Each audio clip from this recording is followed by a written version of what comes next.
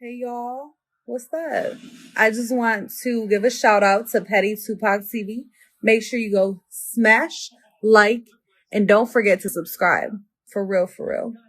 Petty Tupac TV, like, comment, subscribe. So this is one of the guys that the rapper FWC Key FWC Key mentioned in his music when he was dissing Al Wu and band gang members and so on and so forth. But if you never knew the facts behind it, let's go to the basic facts. Once again, just like we did in Snoopy Badass, the basic facts and procedural history, okay?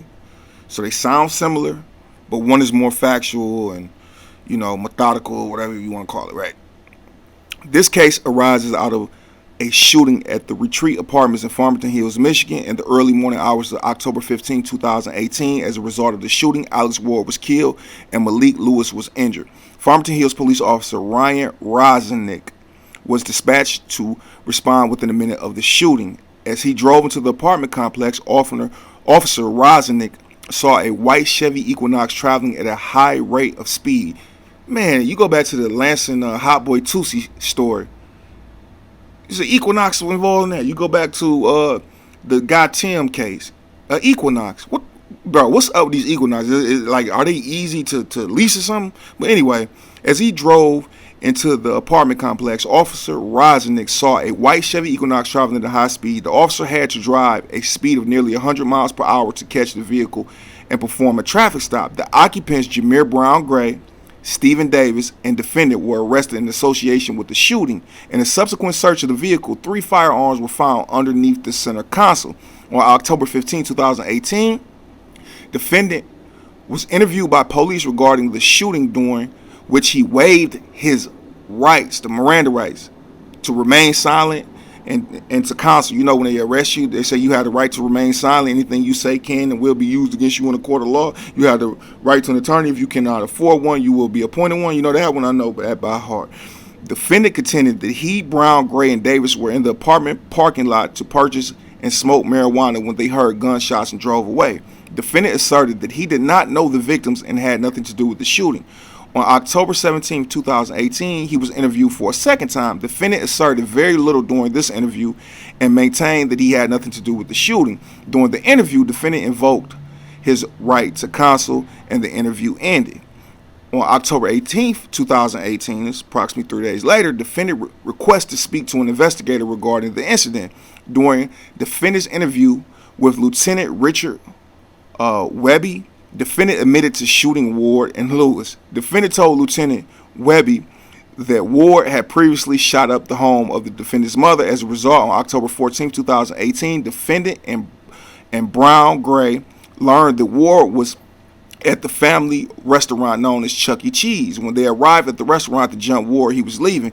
Defendant and Brown Gray followed Ward to the Retreat Apartments, where they saw Ward going to an apartment building. Later in the night, while defendant was with Brown Gray and Davis, defendant told Brown Gray to drive him back to the Retreat Apartments. Defendant confessed that he left Brown Gray's vehicle, went up to the apartment building, and when he saw Ward and Lewis inside an apartment, he got onto the balcony of the apartment and watched Ward. Once defendant saw Ward sit down on the couch, he started to shoot into the apartment.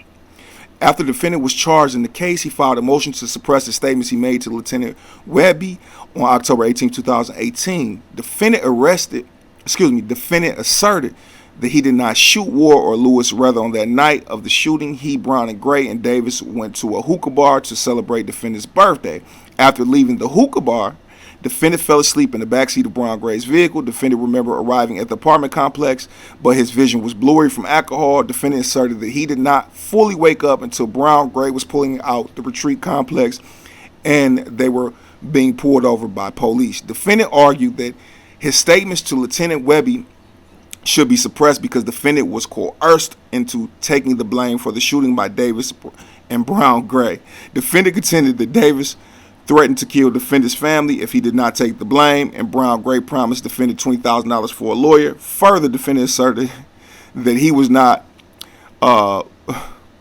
re-advised of his Miranda rights prior to speaking to Lieutenant Webby. For these reasons, defendant contend that his statements to Lieutenant Webby should be suppressed because they were not voluntarily. The trial court denied, I could have told you off bail, the trial court denied motion finding the defendant knowingly and intelligently made his statements to Lieutenant Webby. At the trial, the police testified regarding to their arrest of defendant and his co-defendants in proximity to the timing of the shooting and the flight from the crime scene, the investigation of shoe prints near the scene, fingerprint, DNA, analysis of weapons, retrieval of data, including text messages from the cell phones belonging to the defendant and his co-defendants, and the statement made by the defendant. In contrast, the defendant testified at trial that he was intoxicated that evening and merely present in the vehicle. He claimed that any prior statements to the contrary were the result of threats and pressure from co-defendants.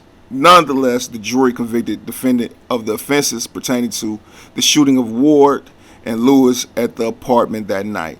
Defendant contends that the trial erred when it asserted 15 points for OV, and y'all not gonna understand this. I'm gonna read it, but you might not understand. 15 points for OV, 10, 25 points for OV 13, and 10 points for OV 14. We disagree. The claim of the sentencing guidelines range was improperly calculated is preserved by raising the issue as sentencing and a motion for resentencing or the motion for remand. So your sentencing guidelines, just in case you don't know what the sentencing guidelines is, right? So let's just say I caught a case, but in the past I had a gun case, I had a drug case, I had domestic violence, I had an assault with attempted murder, and then I turn around and I catch a assault with great bodily harm. So, or I catch a felonious. Let's say I catch a felonious assault, which guidelines range from 1 to 4, right? So now let's just say they don't hit me with the habitual, and they're gonna just send me off my guidelines. Period, right? They'll take 3 points for this, 3 points for that, 5 points for that offense, and then they'll break down your current case. Like, was the victim groomed? Was somebody hurt? Did somebody go to the hospital? Was somebody traumatized? These all points to add up. So once these things add up to a certain amount, they handing out numbers, baby. Like, you ain't about to go do no 1 to 4. Or they might enhance you and hit you with a bit. Like, yeah, it's going down, but he told on himself, man. That's crazy, and it's crazy. Guys out here rapping about him, and I don't think they know this or whatever. And I wanna tell you this, right? I don't judge these young boys on telling. I don't care. I don't really like the streets like that. I love the streets. Don't get it twisted, but I don't like it. I don't like what go on. I don't like what's pushed out here, whatever, man. Like, I don't judge nobody. I'm just giving y'all entertainment. I'm just giving y'all the facts people ask, so I go look. I also want to say this too, right? During this whole thing, Raynita spoke during David's sentencing hearing regarding her grandson's repeated request to see Ward and its impact upon her. Additionally, she reported that she cried daily, had yet to return to work, no longer hosted family dinners, and stopped attending church regularly because it reminded her of Ward. In light of the statements, Raynita suffered psychological consequences that require professional treatment. Statements given by a member of the victim's family were sufficient for the trial court to assess 15 points. Now, you get what I'm saying now?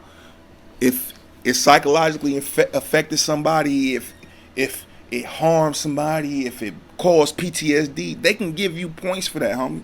And I'm going to put y'all on game about something y'all don't really know, right? Let's say you beat 2 murder cases and then you catch a murder case, right? Now, your guidelines might be 18 to 40 years. And if you didn't have those other 2 murder cases that you beat, you might get that 18 to 40 years. But they can calculate that against you because it's like, how you keep catching murder cases, homie? Like, one time, you caught a case, you didn't do it, but 2 times, 3 times, you got a history of violence. They can use that against you, homie. And look all this stuff up, man. Don't just take my word for it. Look it up. It ain't nothing, look it up. Peace and blessings be upon y'all. I hope y'all enjoyed this video. Big 5 to you. I don't know if I'm gonna do all the effects with this video or not, but just listen. Peace.